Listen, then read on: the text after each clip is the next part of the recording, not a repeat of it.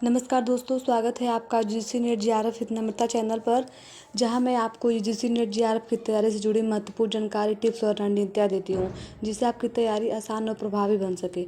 आज के इस वीडियो में हम बात करेंगे रिसर्च एप्टीट्यूड से जुड़े हुए एक नए टॉपिक, जिसका नाम है रिसर्च हाइपोथेसिस। क्योंकि आप जब भी रिसर्च करते हैं तो बिना हाइपोथेसिस का आपका रिसर्च जो है वो स्टार्ट नहीं होता है। तो चलिए हाइपोथेसिस से जुड़े हुए हम एमसीक्यू और पीवाईक्यू को देखते हैं, जिसमें हमारा जो पहला क्वेश्चन है वो है कि परिकल्पना किसे कहते हैं। यानी कि जो आप हाइपोथेसिस बनाते हैं उसे हम किस रूप में जानते हैं। क्या उसे ए है हमारा एक अस्थायी उत्तर, यानी कि एक अस्थायी सत्य, या बी है अस्थायी उत्तर, सी है एक सिद्धांत, डी है आपका एक निष्कर्ष। तो इसका आपका जो है वो राइट आंसर है कि एक अस्थायी उत्तर। अस्थायी उत्तर इसीलिए है क्योंकि आपका जो हाइपोथेसिस है उसको आप माइंड में अपने खाका तैयार कर लेते हैं, एक परिकल्पना होता है। और परिकल्पना जो होता है वो अस्थायी इसलिए होता है क्योंकि जब उस काम को आप करेंगे तो उस काम में कुछ ना कुछ बदलाव ज़रूर आएगा। तो जैसे आपने खाका तैयार किया है वैसा जो है उसका जो रिजल्ट नहीं आएगा, इसीलिए हम इसे अस्थायी उत्तर के रूप में जानते हैं। सेकंड क्वेश्चन है आपका कि अच्छी परिकल्पना का एक मुख्य गुण क्या होता है। यानी कि आपका जो परिकल्पना है वह अच्छा तभी माना जाएगा। तो इसमें पहला ऑप्शन है आपका ए अस्पष्टता, बी है आपका परीक्षण योग्य होना, सी है जटिलता, डी है काल्पनिकता।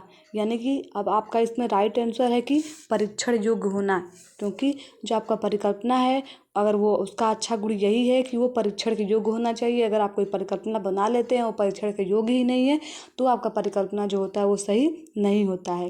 क्वेश्चन 3 है आपका कि अध्ययन के दौरान उत्पन्न होने वाली नई परिकल्पना को क्या कहते हैं। यानी कि जब आप स्टडी कर रहे हैं तो उस टाइम जो होता है कि आप एक नई परिकल्पना, जैसे जिसको ज़रूरत पड़ती है आप एक नई परिकल्पना बनाते हैं, तो ऐसे परिकल्पना को हम किस नाम से जानते हैं। ए है आपका शून्य परिकल्पना, बी है आपका वैकल्पिक परिकल्पना, सी है आपका कार्यकारी परिकल्पना और डी है आपका सहज परिकल्पना। तो इसका राइट आंसर जो है वो है सहज परिकल्पना। उसके बाद हमारा जो आता है कि चौथा क्वेश्चन कि शोध में H0 किसे दर्शाता है।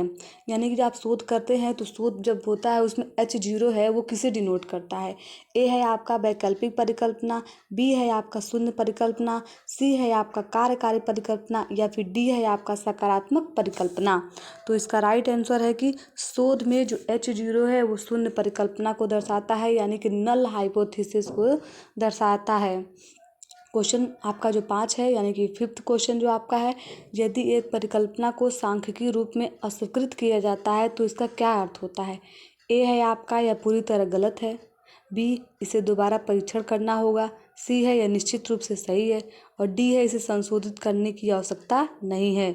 तो यदि आपकी परिकल्पना है जो सांख्यिकीय रूप से अस्वीकृत कर दी जाती है तो इसे आपको क्या करना पड़ेगा कि दोबारा परीक्षण करना होगा, तभी जो है आपका परिकल्पना सही माना जाएगा। नेक्स्ट क्वेश्चन है हमारा 6वां कि शून्य परिकल्पना का उद्देश्य क्या होता है। यानी कि जो आपका नल हाइपोथेसिस है उसका मुख्य उद्देश्य क्या होता है। तो जो आपका नल हाइपोथेसिस है वो होता है कि कोई अंतर या संबंध नहीं दर्शाना। उसके बाद हमारा जो है H1 किसे दर्शाता है। यानी कि जब आप हाइपोथेसिस में जैसे H0 है तो H0 आपका नल हाइपोथेसिस यानी शून्य परिकल्पना को दर्शाता है, और H1 जो है आपका वो वैकल्पिक परियोजना को दर्शाता है। एक परिकल्पना में कितने वेरिएबल होते हैं।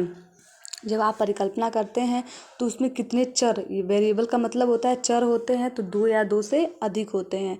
परिकल्पना को सत्यापित करने की प्रक्रिया क्या कहलाती है। यानी कि जो आपने हाइपोथेसिस बनाया हुआ है तो जब उसको आप सत्यापित करना चाहते हैं तो उसके लिए आपको क्या करना पड़ेगा, परीक्षण करना पड़ेगा, यानी टेस्टिंग करना पड़ेगा। आपका 10वां क्वेश्चन जो है वो है कि परिकल्पना गलत साबित होती है, इसे क्या कहा जाता है। यानी कि अगर आप कोई परिकल्पना बनाते हैं वो गलत साबित हो जाती है तो इसे हम कहते हैं कि परिकल्पना क्या हो गई है, अस्वीकृत हो गई है, यानी कि आपका हाइपोथेसिस रिजेक्शन हो गया है। देन हमारा जो क्वेश्चन आता है उसके बाद आता है कि एक परिकल्पना का प्राथमिक उद्देश्य क्या होता है। यानी कि अगर आप कोई परिकल्पना बनाते हैं तो उसका सबसे जो प्राथमिक उद्देश्य वो है क्या होता है। ए है आपका समस्या को हल करना, बी है अनुमान लगाना, सी है सांख्यिकीय विश्लेषण करना और डी है डेटा संग्रह करना। तो परिकल्पना जो है आप क्या करते हैं कि एक अनुमान ही न लगाते हैं अपने दिमाग में कि अच्छा मान लीजिए आपको कहीं जाना हो तो आप सोचते हैं कि ठीक है मैं पहले ऐसे टैक्सी पकड़ूंगा और फिर उसके बाद मैं ट्रेन से जाऊंगा और फिर मैं डेस्टिनेशन पहुंचूंगा। तो आप अपने माइंड में क्या करते हैं, अनुमान ही लगाते हैं ना कि मैं ऐसे ऐसे काम करूंगा। तो सेम जो शोध है, जो हाइपोथेसिस है, शोध में जो हाइपोथेसिस बनाया जाता है सेम उसी तरीके से उसी रूल पे फॉलो करता है। इसलिए हम इसको बोलते हैं कि इसमें क्या किया जाता है, एक अनुमान लगा लिया जाता है। उसके बाद जो हमारा आता है कि निम्नलिखित में से कौन सी एक अच्छी परिकल्पना की विशेषता नहीं है, यानी आपकी अच्छी परिकल्पना जो है वो उसका क्या क्या गुण है और क्या इसका गुण नहीं है। तो इसमें जो आपका क्वेश्चन पूछ रहा है कि अगर आपका परिकल्पना की विशेषता इसमें से कौन सी ऐसी है जो परिकल्पना की विशेषता नहीं है। ए है परीक्षण योग्य, बी है अस्पष्ट और संक्षिप्त, सी है काल्पनिक और अस्पष्ट और डी है वैध और तार्किक। तो इसका राइट आंसर क्या है, काल्पनिक और अस्पष्ट नहीं होना चाहिए। क्वेश्चन 3 है आपका, एक परिकल्पना के परीक्षण के लिए कौन सा तरीका सबसे उपयुक्त होता है। यानी कि अगर आप परिकल्पना कर रहे हैं और उसका परीक्षण करना चाहते हैं तो कौन सा मेथड का आप यूज करेंगे तो सबसे बेस्ट होता है। ए है आपका अनुमान लगाना, बी है आपका अनुभवजन अनुसंधान, सी है आपका सैद्धांतिक विश्लेषण, डी है साहित्यिक समीक्षा। तो इसका राइट आंसर क्या है कि अनुभवजन अनुसंधान। चौथा क्वेश्चन है हमारा कि यदि शिक्षण की नई पद्धति अपनाई जाती है तो छात्रों का प्रदर्शन बेहतर होगा, किस प्रकार की परिकल्पना है। यानी कि ये अपने मान में एक हाइपोथेसिस बनाया जाता है कि अगर मान लीजिए शिक्षण की जो नई पद्धति अपनाई जाती है तो छात्रों का जो प्रदर्शन है वो बेहतर होगा। तो इसका जो ए है शून्य परिकल्पना, बी है दिशात्मक परिकल्पना, सी है आपका अनुदेशात्मक परिकल्पना और डी है कार्यात्मक परिकल्पना।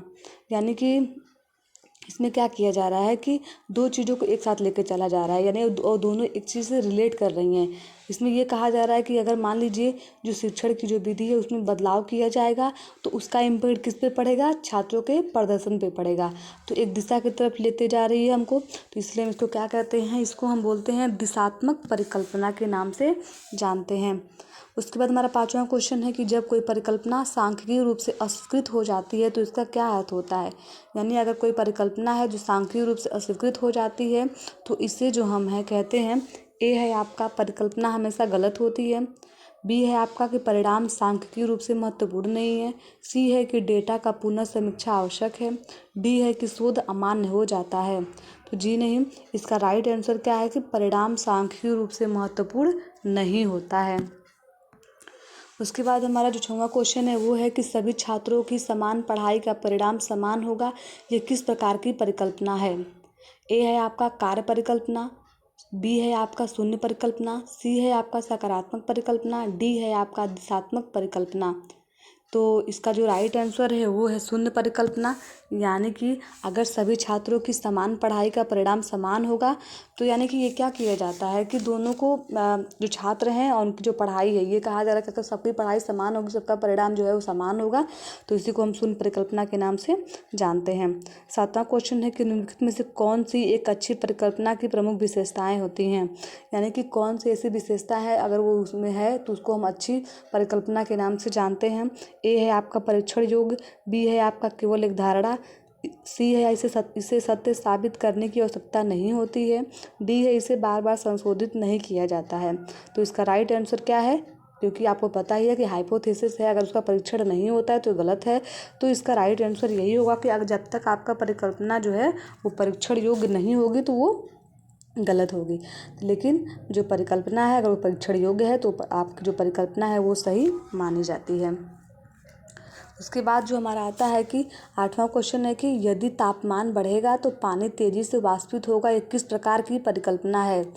तो इसमें ये क्वेश्चन में दिखाया जा रहा है कि दोनों क्या कर रहे हैं, एक दिशा में चल रहा है। अगर मान लीजिए तापमान बढ़ेगा तो जाहिर सी बात है कि पानी तेजी से वाष्पित होगा, क्योंकि एक दूसरे से रिलेट कर रहे हैं। जो चीज़ें एक दूसरे से रिलेट करती हैं उसको हम किस में रखते हैं, दिशात्मक परिकल्पना में रखते हैं। 9वां क्वेश्चन है, हमें विश्वास है कि नया टीका जो है कोविड-19 के प्रसार को रोकने में प्रभावी होगा, यह कौन सी परिकल्पना है। ए है आपका शून्य परिकल्पना, बी है आपका दिशात्मक परिकल्पना, सी है आपका कार्य परिकल्पना और डी है आपका सांख्यिकी परिकल्पना। तो इसमें क्या किया जा रहा है कि विश्वास है कि ये जो काम किया जा रहा है, काम किया उसके प्रभाव को दिखाया जा रहा है, तो इसको हम क्या कहते हैं कि कार्य परिकल्पना के नाम से जानते हैं।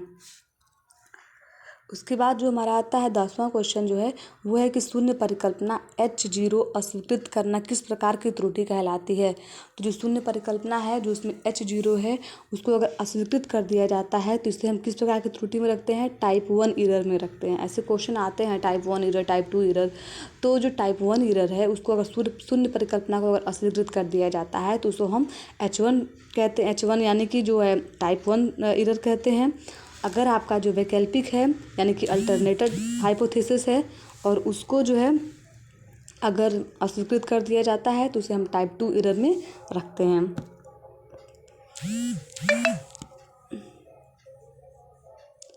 उसके बाद आता है कि हमारा अनुसंधान में परिकल्पना का मुख्य कार्य क्या होता है। तो अनुसंधान में जो परिकल्पना है उसका मुख्य कार्य ये होता है कि अनुसंधान को दिशा प्रदान करता है। तो ये क्या करता है कि अनुसंधान को दिशा प्रदान करता है। क्वेश्चन जो 12 है कि परिकल्पना को किस चरण में तैयार किया जाता है।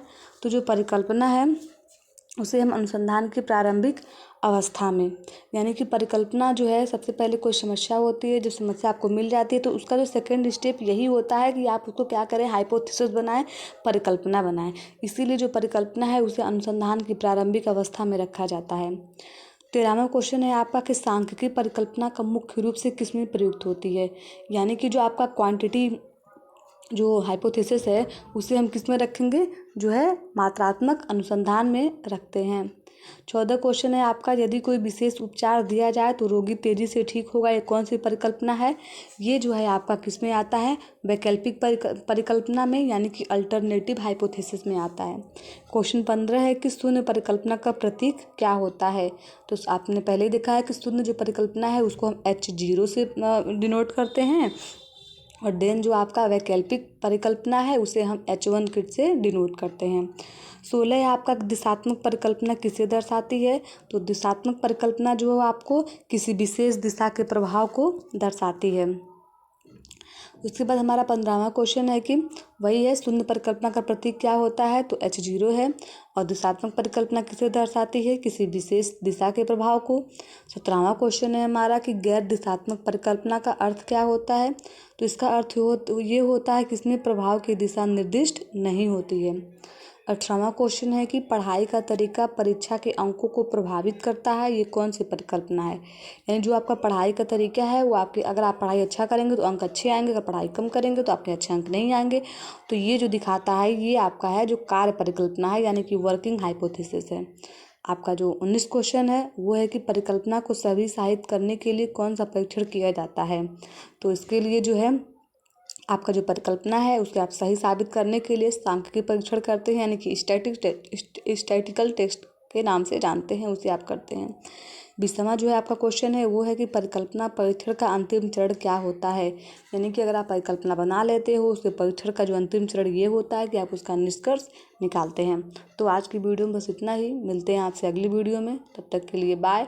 अगर आपको किसी और टॉपिक पे वीडियो चाहिए तो कमेंट बॉक्स में कमेंट कीजिएगा। Thank you for watching this video.